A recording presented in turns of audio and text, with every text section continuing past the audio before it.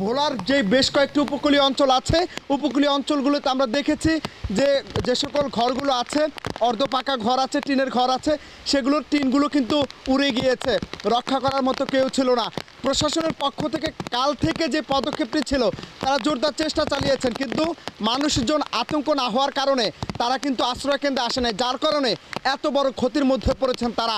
ইতিমধ্যে আছি আমি ভোলার তুলাতুলি এলাকায়। একটা বিষয় যদি জানাতে চাই, বেড়িবাঁধ থাকার কারণে পানি খুব একটা উঠতে পারেনি, তবে নিম্নাঞ্চলের মধ্যে যে সকল এলাকাগুলো আছে, যেমন ভোলা সদর উপজেলার ভেলুমিয়া, চরগাজী ওয়ার্ড, রাজাপুর, ভেদুরিয়া ইউনিয়ন সহকারে যে সকল নদীকেন্দ্রিক অঞ্চলগুলো আছে সেগুলো কিন্তু ইতিমধ্যে ভরাডুবির আওতায় চলে গিয়েছে, যার কারণে মানুষ গবাদি পশু সহকারে নিম্ন আয়ের মানুষ যারা, তারা বড় ধরনের ক্ষতির মধ্যে পড়েছে। সব মিলিয়ে আবারও বলতে হয় ভোলার মানুষ ভালো নেই। তো এই ছিল ভোলা থেকে আমার কাছে ঘূর্ণিঝড় হিমালয়ের সবশেষ পরিস্থিতি।